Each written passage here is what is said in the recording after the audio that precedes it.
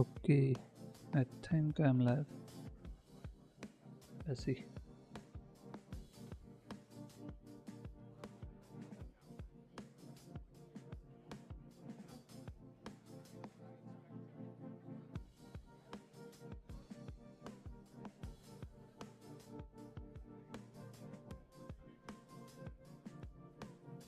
Live stream started.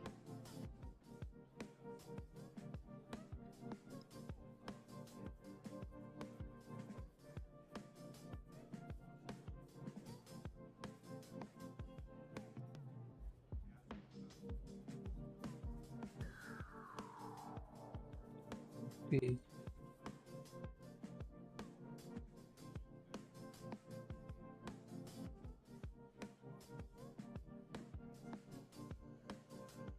So, yesterday we went over the integration test of simple account and saw the whole process. How to create the call data, how to create the packed user operation variable, and then how to send the data to entry point, handle ops function, and the whole thing. Now next is we are going to see what this whole entry point contract is. So we have we know this is the entry point for us, not entry point contract, but the entry point function, where the bundler will interact, which you can find here. So we'll just go step by step and see how what we can say how the thing works, because it's very simple. It's not very simple, but if you go through that enough, you will start to understand, because I spent I think 1.5 months going through whole thing, reading about paymasters, simple account factories, and the whole list of things that are in the ERC.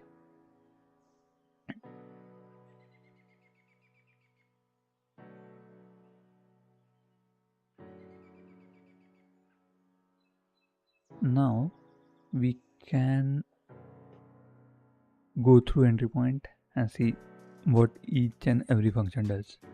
So we already know handle ops. Let me tone it down. Handle ops function takes the array and the address. So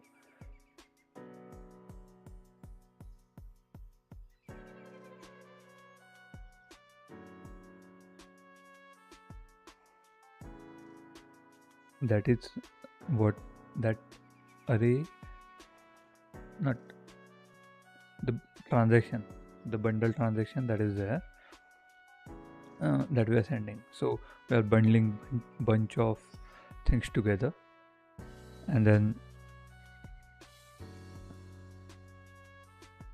we are bundling bunch of user operations together and sending it to the entry point. So that transaction is called a bundle transaction. It's just a terminology. We don't really need to think about it, but that's what it is called. Now, as this is a array, it checks it takes array length, and then it creates the new array in the memory. Next part is it goes over each for validation. Then there is a before execution event, and then there is execution of all the user operations. So first all the validation for all the user operations happen, then this thing is called this event. This event is emitted, then whole execution happens, and then the compensate is basically, we already know this will be the address sent by the bundler where all the fees should go. Fees of fees for validating, putting the user ops on chain. So now let's see, like in the validation phase we have like two functions, which is underscore validate prepayment and validate account and paymaster validation data. So this we already understand what it is. Like prepayment is just if it checks if the, what do you can say, the account contract or the deposit is there. Like that's how it validates the prepayment. Next is where collected 0, collected. Okay, let's go to validate prepayment function and see what is here. Definition. Okay, so we found it.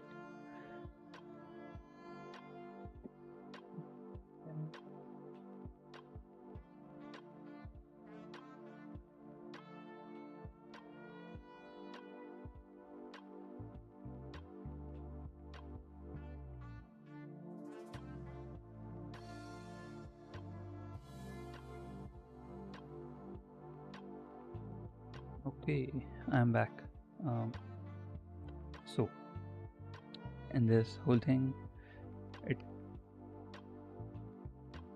in the prepayment it gets all the values, like gas values, then checks if the gas overflow is happening. This thing just checks like if max gas value is not more than max value of u int 120. If it is, then it says like gas overflow, reverts with error gas overflow, but that shouldn't happen most of the time, because no user operation will need that much gas for anything regular that any user does. Then we, okay, somewhere here, copy to memory. Yeah, so let's go to type definition, where okay, the definition. Okay, let's see only. So when the user op comes, act user operation memory use, this function copies the like general field into memory. Let me show you how it does that. Unpack events, unpack. Okay, so if we go to definition, it will move us to source/core/user operation lib.sol. Here it's like unpacking all the things. Uint 128 you saw here in the in this line where account gas limits are and gas fees are. It's bytes 32, and say first 16 bytes are one value and second 16 bytes is another value. So here is doing the same thing, where it's taking whole thing, then it's converting it to bytes 16 and then uint 128, and doing same thing here. So we get like first 16 bytes converted to uint, and then second 16 bytes converted to uint. That's what this line does. Same thing happens here. So you can see verification gas limit, call gas limit, max priority, priority fees per gas, max fees per gas. So in both of these things, this changes, like the value will be split into two. So basically it'll convert packed user operation to regular user operation. Next is it checks like if paymaster and data is there. If paymaster data is there, like length is more than 0. In our case, this was the data, which is there is no paymaster data, so the length should be 0. If that is the case, this whole thing will be applied, like at the 0, 0 and 0. If not, it checks if data is valid. So we can check here definition, yeah. So 52 bytes, and there should be guaranteed 52 bytes, but those 52 bytes are for first 3 fields, and the fourth field will be afterwards, after 52 bytes, and that's the responsibility of paymaster to handle that data. It's not handled by the entry point. Let me open up the EIP and show you what I mean by that. So user operation, yeah. So here, if you can see paymaster data, there are 4 paymaster data, paymaster fields. Entry point needs 3 of them to operate, and paymaster data is for the paymaster to explain, not explain, to make sure, like if it needs something to validate data, like it is like a signature. Let's say if a paymaster is using some kind of signature for each user operation, so whenever there is a user operation, someone calls the paymaster endpoint, assume it's a Web2 service, because it's like a RPC. This will be an RPC endpoint provided by the paymaster service. It can be Alchemy or whatever you want, like EtherSpot, Pamlico. Let me add it here. Pamlico, yeah.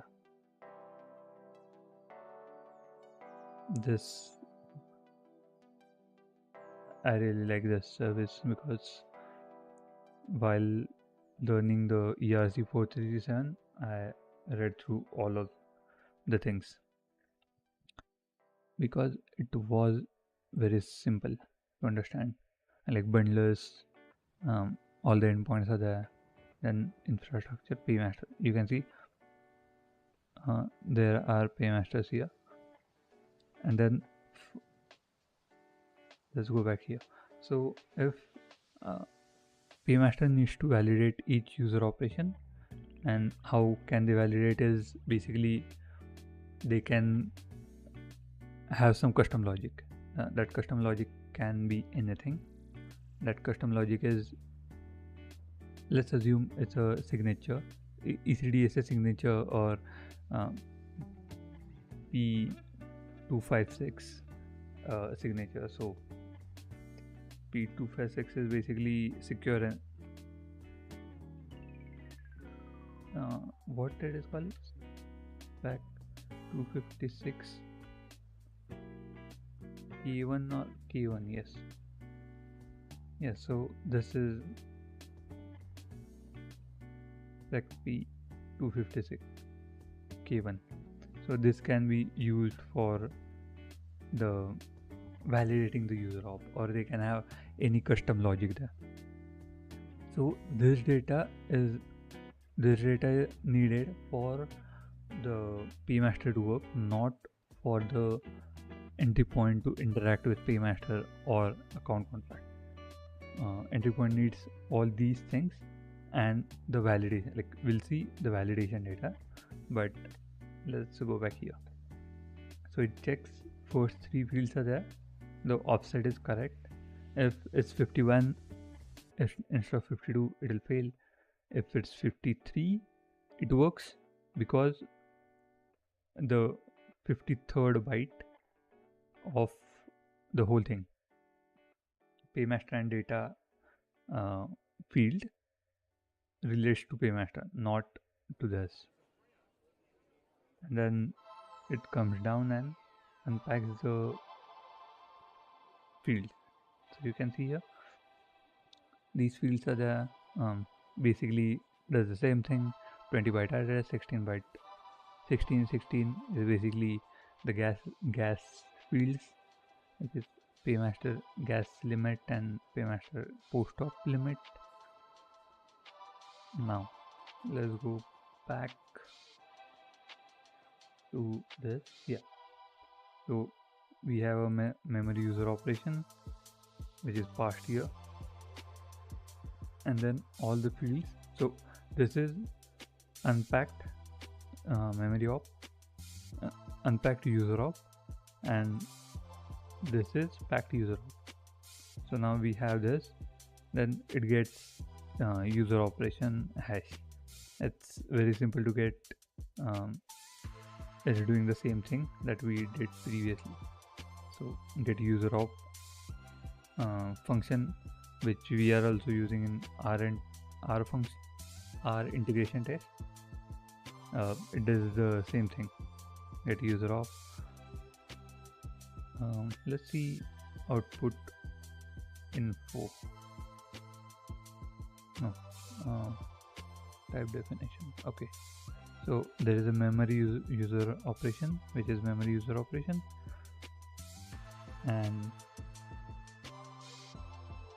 this struct has one field which is struct and which is unpacked user operation. Not exactly, because it only has certain fields that are needed, which are sender. These two fields are unpacked.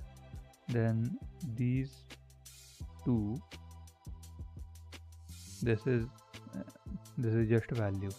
This is not byte in the packed user operation struct. This is unpacked, and these two. Here there is no call data. Also there is no init also factory. Okay, maybe we'll see what happens. Okay, so we saw what output op info is.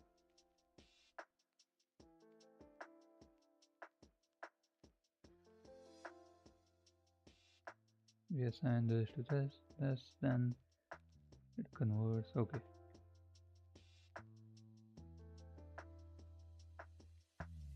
So next is what?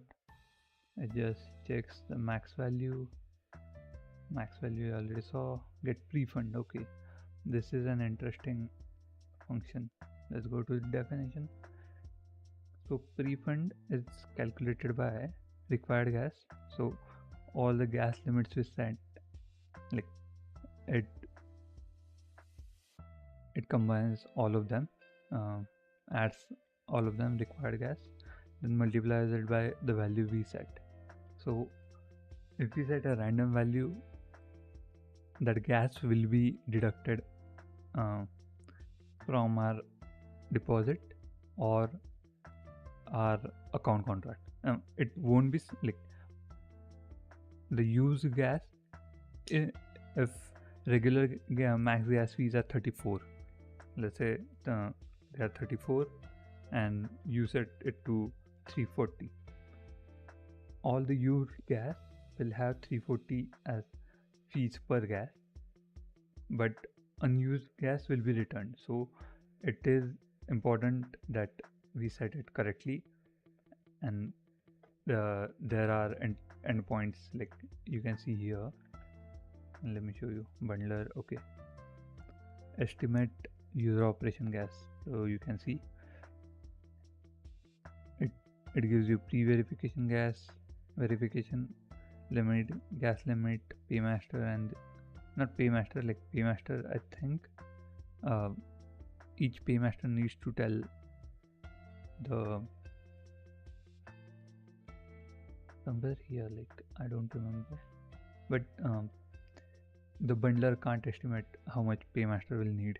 So any paymaster service you are using, it should tell you like what these values are, or they'll have some kind of endpoint. We can also check here paymaster. Oh, okay. Oh no, here.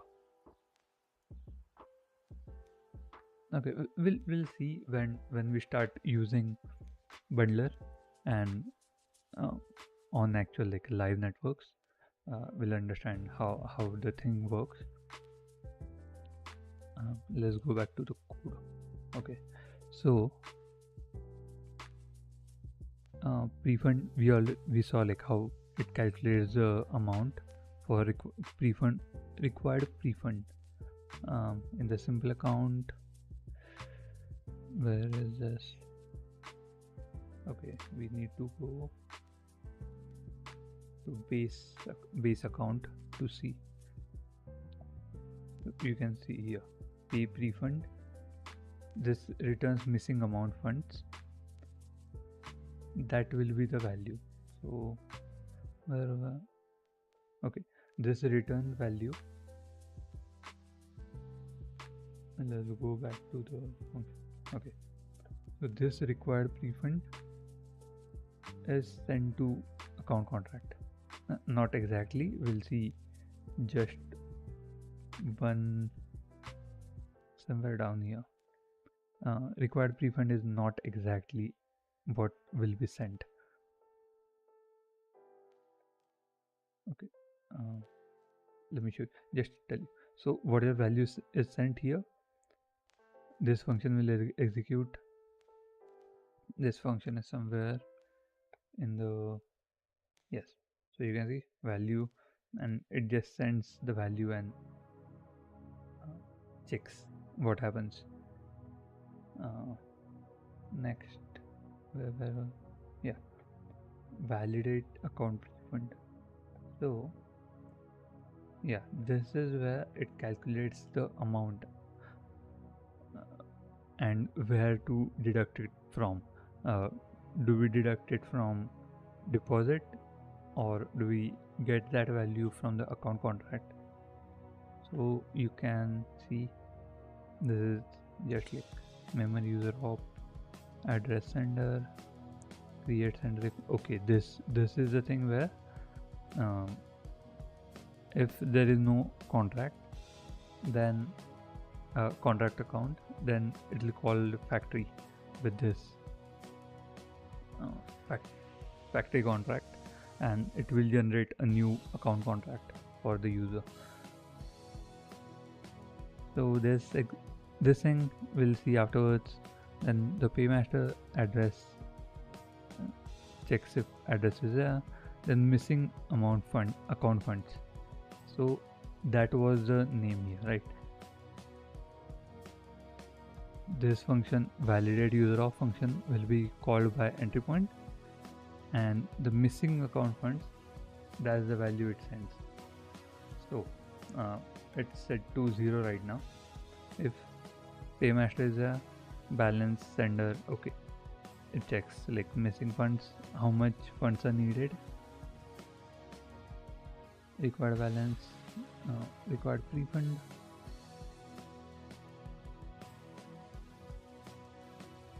Oh sorry, if the paymaster is not there, like address 0, then it checks the balance of sender. So sender will be our account contract, and then whatever missing funds are basically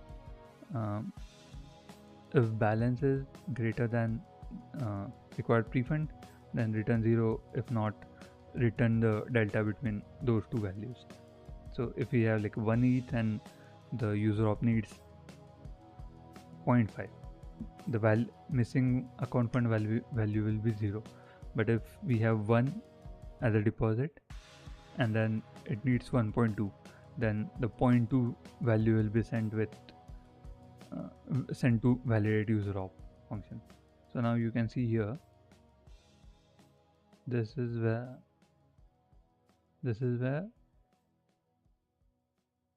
the entry point calls validate user op.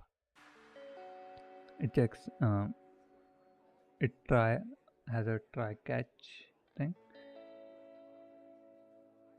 try catch block, where it calls the valid user op. Then gas value will be set to verification gas limit, which we sent, and all the required details like user operation hash, and missing account funds. If it returns validation data, then it sets validation data, like that's the return value. You can see here, this is the return statement. We just set the return value. If there is an error, it will revert with A23 revert. A23 will know like where the thing reverted, which is validation phase, where we call the account contract. Then this basically, if paymaster is equal to 0, then check the deposit, whatever this is, and send the deposit equal to deposit minus required prefund. Okay, so we just deducted it. Required prefund is greater than deposit. Well, didn't pay the prefund. Okay, something happens there. Just go through the logic and let's see. Now that we have this here, let me go through. If required prefund is greater than deposit,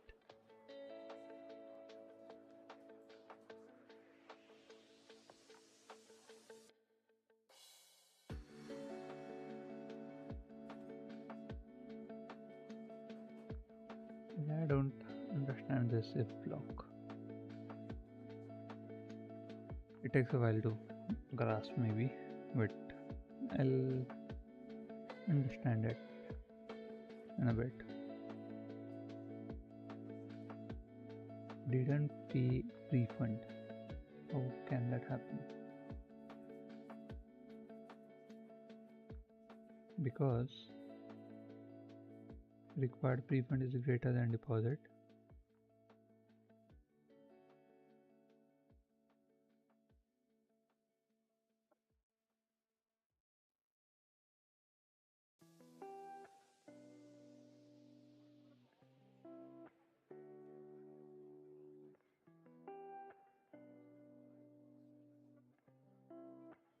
Okay, I don't really understand how this scenario will happen. If balance is low, deposit is low, then it will say, it will send missing account funds, which should call the deposit to, like, there is a fallback. I know there is a fallback function. I'll show you. It's here somewhere. So entry point inherits this. So you can see, not fallback, receive function. So when the validate user of function is called and it sends some, if it sends some ETH, the receive function will be called deposit to, then message.sender will be the account contract. Now in the deposit to, it's simple, like it increments the deposit, simple logic, and emits deposited event. But where was it? Yeah, so here, how can required prefund be greater than deposit?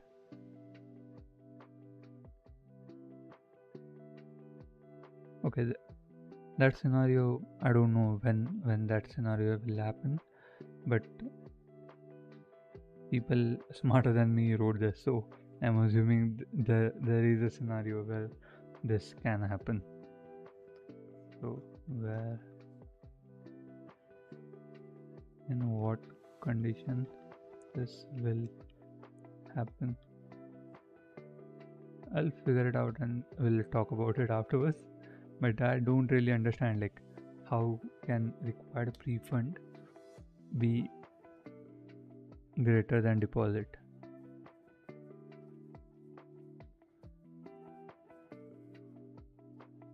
If required prefund is equal to deposit, that will be the scenario. But I don't really understand how A821 error will happen. Let's go here. And this somewhere conceptual bundler. Okay, let me bring this back again. A21 ERC4337 error.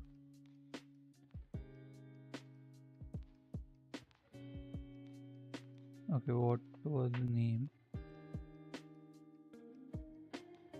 Let me copy this and Google search it.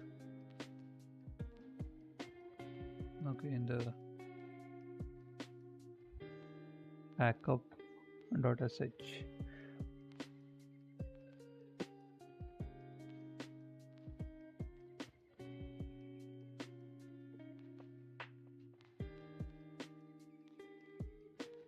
Okay, so sender did not have enough to prefund the user operation.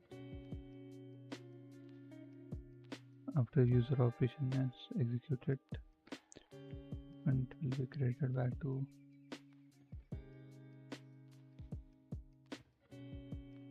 solution. If you aren't using check. Okay, maybe someone just wants to like mess with the flow.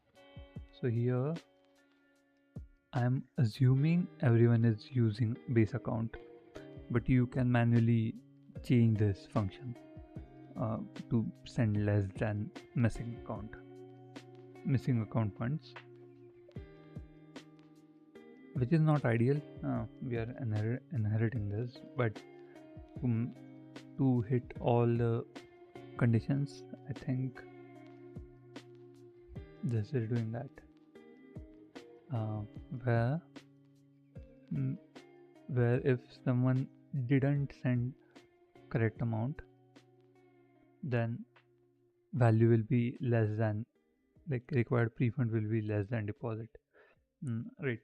So the trust assumptions, like, I am assuming everyone is using base account and they are not changing how much ETH is sent back to entry point to execute, to validate the user operation while validating user operation. So that assumption creates an issue where if someone wants to send less money than missing account funds, then the deposit will be less than required prefund and error will happen. If this doesn't happen, then deposit is there. Okay, understood. Let me take a break.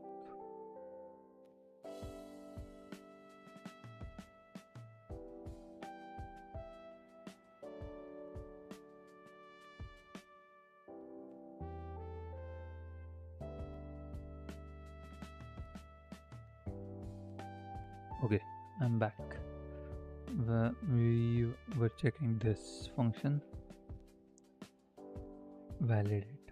Okay, so we have the validation data Then it checks the nonce of the nonce or nonce, whatever you want to call it. Okay, this is not here. So is it in the nonce manager? Yes. We'll see. The nonce is here in the ERC4337. It's not a single value. Instead, it's split into key and sequence, which we'll learn afterwards, or you can just check this somewhere. Nonce manage. Okay, semi-abstracted nonce.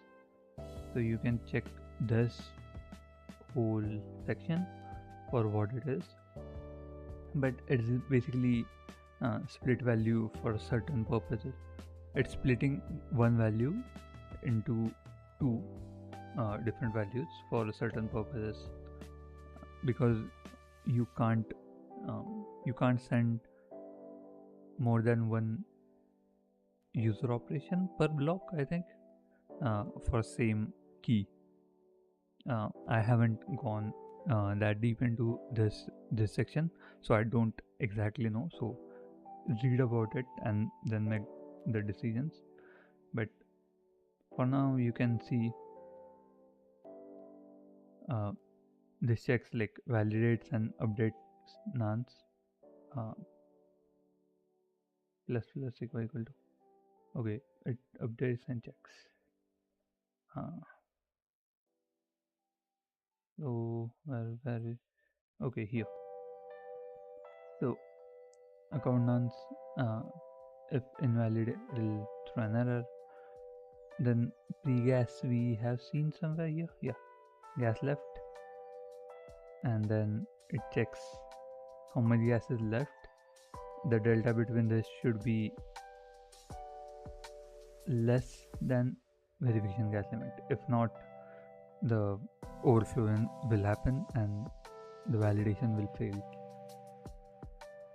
Next part is paymaster.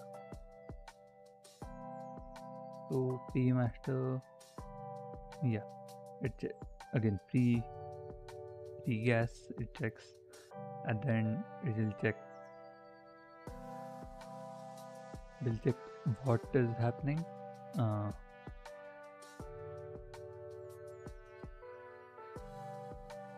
What is happening in the gas, like if paymaster verification gas limit is more less than what we have spent in the validation of paymaster data, then it will throw an error. If not, let's go through all this first. So it checks how much gas is left, user operation, then text address of user operation, deposit info. Okay, so in the account contracts, there are two different ways to go about it. One is basically sending the ETH if deposit is not there, and if deposit is there, then we don't really need to send the ETH. But in case of paymaster, that's not the case. The paymaster always needs to have some deposit there. That's where this if block comes in, where it checks like deposit is greater than required prefund. If not, it throws an error. Then if deposit is greater than required prefund, then the thing is deducted, deposit deducted. Next part, it checks, it gets the verification gas limit and calls validate paymaster user operation function with the correct gas value and correct function arguments. These two things returns paymaster function. Paymaster returns two values when you call validate user operation, which is context and validation data. Validation data, we already know what it is. It's similar to account contract. it tells you if the paymaster wants to pay for the user operation or not. So it's similar to account contract where it tells if signature or the validation of user op is correct or not, and the user op should be executed on the account contract. If it says no entry point, just discards it. Similar here, if validation data is not correct, it will fail somewhere else. Not here exactly, but we'll see. Where this function is called, there should be a if statement to do that. Next is, yeah, if in this try catch like block, it'll catch an error if validate paymaster user op fails somewhere with A33 revert. We know why it was reverting, like we do understand it with this number like A33. There is no other error with A33, so keep these things in mind. Or you can just go to stack up docs, all the errors are there, and it tells you what exactly to do. Next, okay, the gas checks, we already saw that. Now we can go here. Okay, it checks the validation data. It takes the validation data. Where was this? Okay, you can see it returns two values: validation data. This is account contracts validation data, and paymaster validation data is the value you got from paymaster. Now you understood this part. This is just prefund value, then get context. Okay, I haven't seen this, so let's go through this. Both of us can go through this.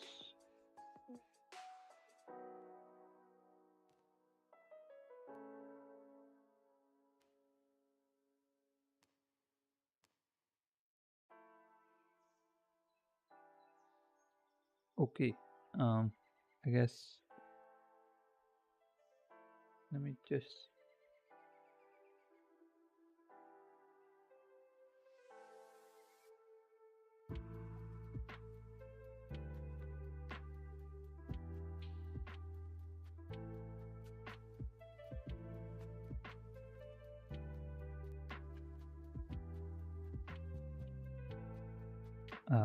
let me take a break.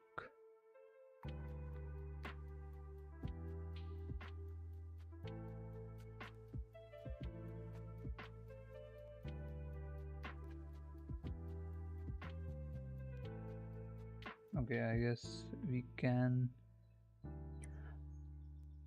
check where this value is, because we can't see. When we say definition, it doesn't go anywhere. So is it in the helper? No. What was that about? Like, is it somewhere here? No.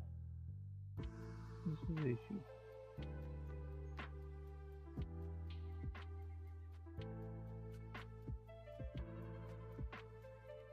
Okay, context offset. Okay, it was here only. Data offset of given.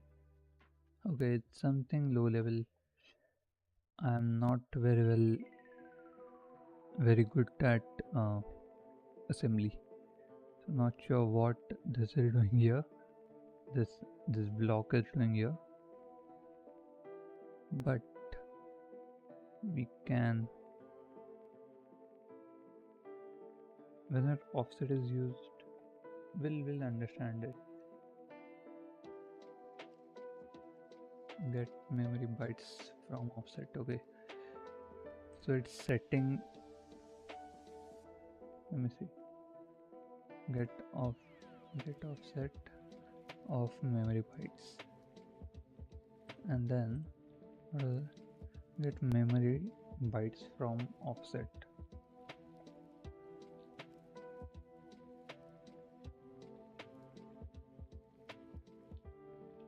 Okay, this gives the data and it sets in the memory. It returns offset, like how many byte offset is there, and that offset is stored. Then when we want to get the context, the offset is given, and then we set that we get from that offset we get the context. Okay, I guess my assumption is right, but I still need to I'll cross check and see what happens. Cross check with someone who knows it. Okay, so we saw this, like this is same thing, pre-out gas left. Okay, it stores some value. Now we can go back to this function. Okay, we were still here.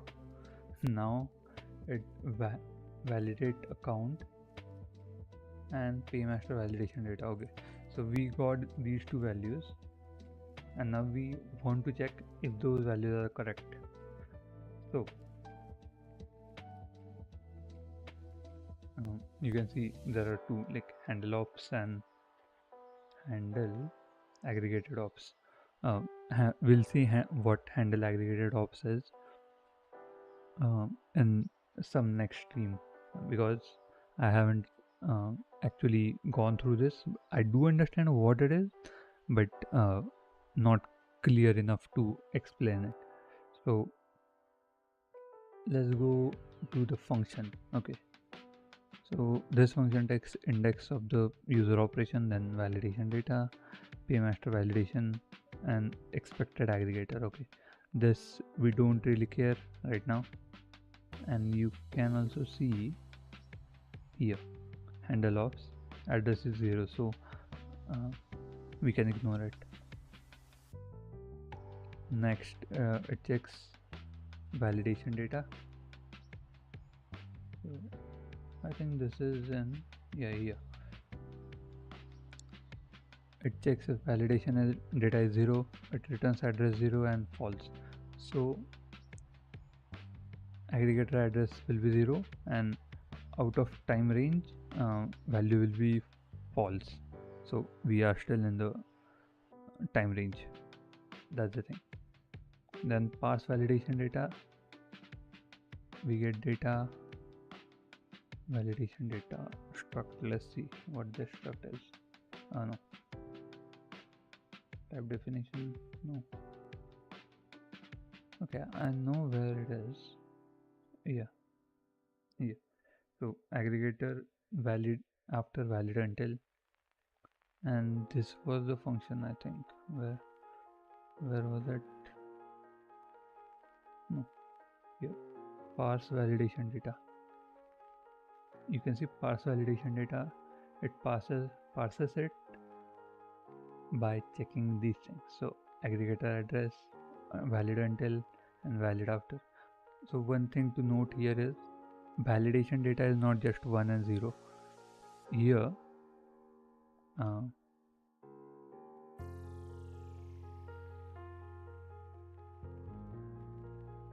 here the signature validation, like this value is 0 and 1, but you can return different, like a custom value which is combination of aggregator address, valid after, and valid until, to tell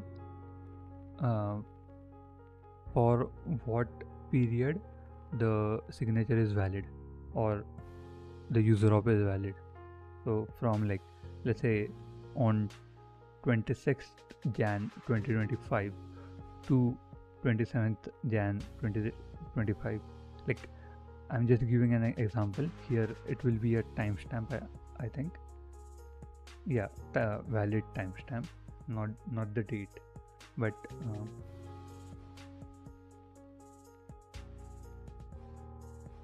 yeah.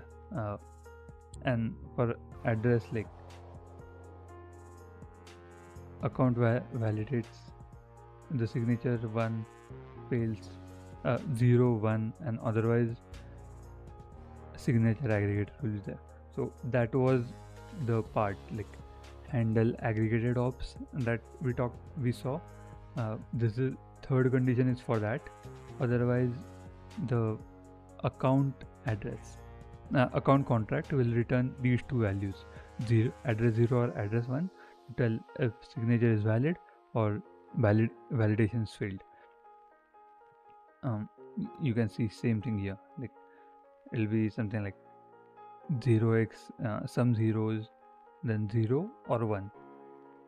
So just trying to tell, like validation data is combination of three things, but to simplify learning, we just put like 0 and 1. That this thing knows how to basically like parse the validation data, so that's why we didn't see it. Next, it checks if validation data is not 0, then it checks for rest of the things, basically if it is out of range and if there is a aggregator address. Okay, let's go back to our thing. Okay, now we got these two things. Expected aggregator address is not equal to aggregator address. We expected 0. If it's not 0, it'll throw an error. At the top we saw if there is a custom signature aggregator address, and from the validation data we didn't get that address, it will still throw an error. Next is out of time range. Same thing, we will have like boolean value which will be true or false. If it's false, okay, yeah, no, if it's true it will go here. If it's false, it just continues. Then paymaster aggregator. So let's read this note. For paymaster validation data we are still doing the same, but there won't be like paymaster data won't have any third option. So how we have here like 0 1 or a custom signature, like there shouldn't be any custom thing. So it can be only a 0, otherwise that's an error on the paymaster side. Same thing for out of range. If we get like boolean value of out of range for this like paymaster validation data, so yeah, I think you saw here we are in the first section we are parsing the validation data got from the account contract, and then in the second section here we are parsing the data from the paymaster, and that's what I was talking about. So in the paymaster signature like validation, value can either be 0 or anything else. So if it's not 0, then any value will be an error. If it is 0, then it's passing. Okay, so we saw this function. What's next? We got this return, we increase the index, and then we went to next one. So it will keep continuing till all the validation is complete. Then before execution, event will be emitted. It's just an empty event to tell like validation is done, and then execution will happen. Now here everything is almost same. Okay, I don't know what this section does. for real. I know what this section does. So um, operation length and operation of length I. This executes the user operation basically. Major aggregate. Okay, yeah, that's why I was looking at wrong function. Handle ops. Okay, in the handle ops you can see here um, only execute op is there, which is straightforward. So we get the context. If context is there, then the post op function will be called somewhere here. We'll see. But we get the gas, then context, and we initialize a variable called success. Then some assembly magic, and let me see. This is not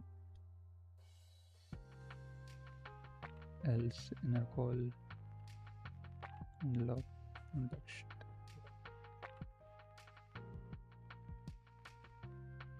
Let's see what this thing does.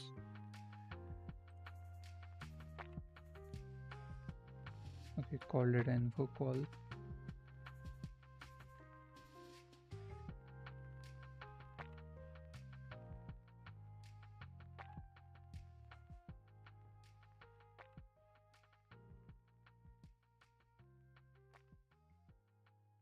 Inner function handles a user operation.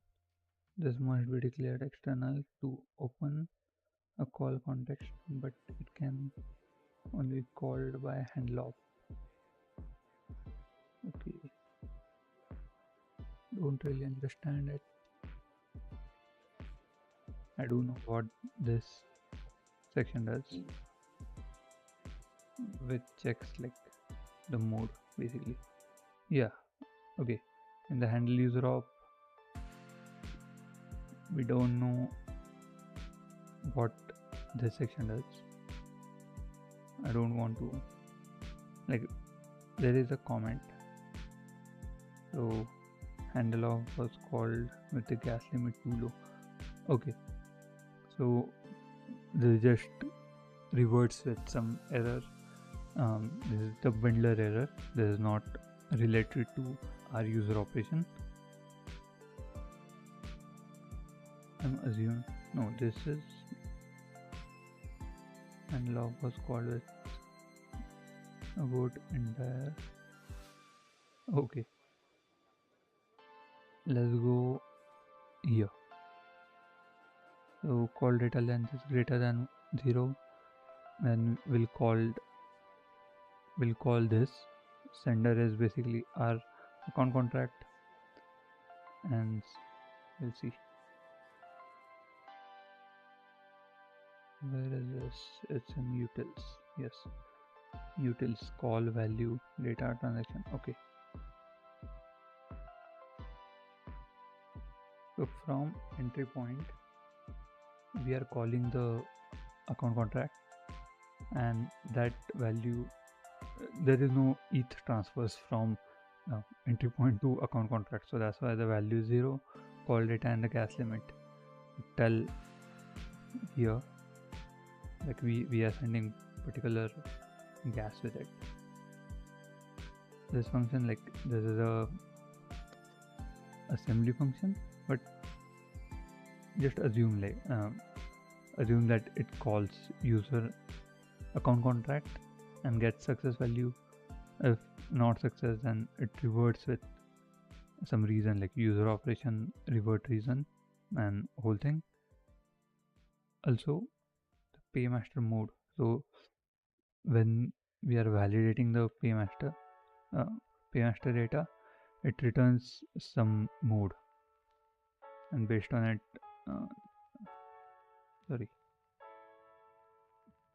for the post of we are the entry point is sending the mode, not we.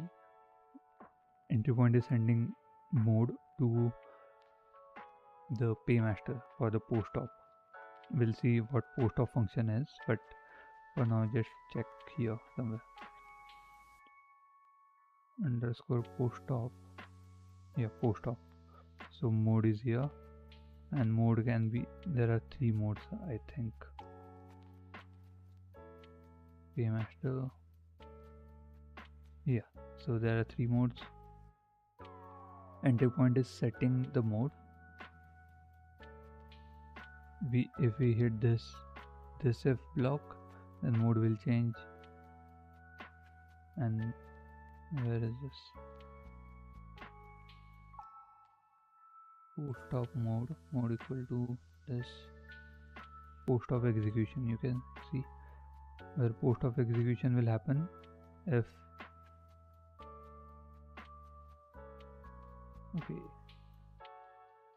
mode equal to this post op execution function is internal function.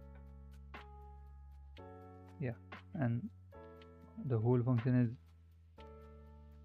for post execution of the user operation to like rebalance the deposits or call the paymaster for post operation actions. So somewhere here we are calling post op. We'll see how post op works, but just not right now.